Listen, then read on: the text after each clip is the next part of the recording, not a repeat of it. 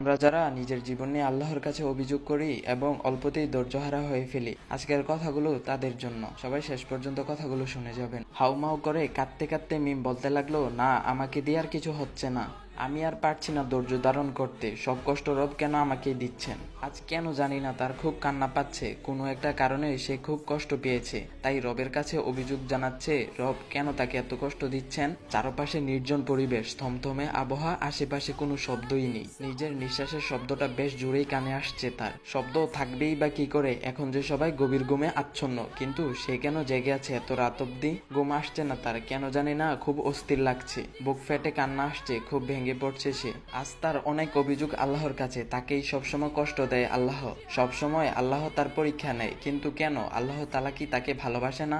এত প্রতিকূলতা মোকাবেলা করেও সে যখন রবের নিকট ফিরে এসেছিল, সে ভেবেছিল এখানে হয়তো তার কষ্টের ইতি হবে, আল্লাহ কোনো পরীক্ষা নেবে না হয়তো তার, কিন্তু না, আল্লাহ তাআলা একের পর এক পরীক্ষা নিয়েই যাচ্ছে। সে যে আর ধৈর্য ধারণ করতে পারছে না, সে আর পরীক্ষা দিতে পারছে না, খুব ক্লান্ত হয়ে গেছে সে।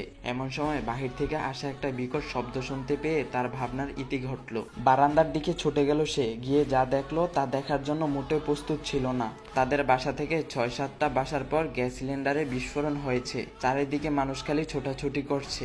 একই পরিবারের ৩ জনের শরীরের প্রায় ৯০ ভাগ পুড়ে গিয়েছে। পরিবারের বড় মেয়েটা তখন ঘরে নামাজ পড়ছিল, কিন্তু বড় মেয়েটার কিছু হয়নি। ঘটনাটা তার ভেতরটা সম্পূর্ণ নাড়িয়ে দেয়। এই মেয়েটা কিভাবে একই সাথে পরিবারের ৩ জনের মৃত্যু মেনে নিবে, কিভাবে সে এত বড় সুখ সামলে উঠবে। আর এদিকে আমি কিনা রবের সামান্য একটু পরীক্ষাই সহ্য করতে পারলাম না। আমি কেমন বান্দা তার, এত সহজেই আমি রবের নিয়ামত থেকে নিরাশ হয়ে গেলাম। এই মেয়ের জায়গায় যদি আমি হতাম তখন কি হতো আমার, আমি কি সহ্য করতে পারতাম এত বড় সুখ? কথাগুলো ভাবতে ভাবতে তার চোখে পানি চলে এলো। আমি তো একটু আগে আল্লাহর কাছে অভিযোগ করছিলাম, আমি তার পরীক্ষা নেওয়া নিয়ে হতাশ হয়ে গিয়েছিলাম। না, আমি আর হতাশ হব না, আমি পরীক্ষা দেব এবং ইনশাল্লাহ আল্লাহর ধৈর্যের সহিত সব পরীক্ষায় উত্তীর্ণ হব। আমাকে ধৈর্য ধারণ করার, তোমার প্রতি বিশ্বাস রাখার তৌফিক দিও রব। কথাগুলো বলতে বলতে সে রুমের দিকে চলে গেল। ওয়াশরুমে গিয়ে অজু করে জায়নামাজটা বিছিয়ে দাঁড়িয়ে গেল রবের সামনে। রবের প্রতি কৃতজ্ঞতা প্রকাশ করবে, তার ভুলের জন্য ক্ষমা চাইবে। আর কখনো সে তার জীবন নিয়ে রবের নিকট অভিযোগ করবে না। সর্ব অবস্থায়, সর্ব পরিস্থিতিতে সে ধৈর্য ধারণ করবে, ধৈর্যের সহিত সব পরীক্ষা দিবে ইনশাআল্লাহ।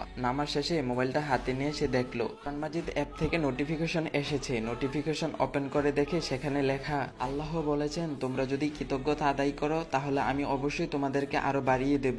সূরা ইব্রাহিম। আয়াতটি দেখার পর তার মুখে হাসি ফুটে উঠলো। আলহামদুলিল্লাহ বলে সে রবের প্রতি কৃতজ্ঞতা আদায় করলো। আমরা অল্পতেই ধৈর্য হারিয়ে ফেলি, ভাবি যে সব দুঃখ কষ্ট শুধু আমাকেই কেন আল্লাহ দিয়েছেন, অল্প কিছুতেই ভেঙে পড়ি। যখন কোনো কষ্ট পাবেন তখন আপনার থেকে যে সুখে আছে তার দিকে না তাকিয়ে আপনার থেকে কষ্টে আছে তার দিকে তাকান, দেখবেন নিমিষে সব কষ্ট কমে গেছে।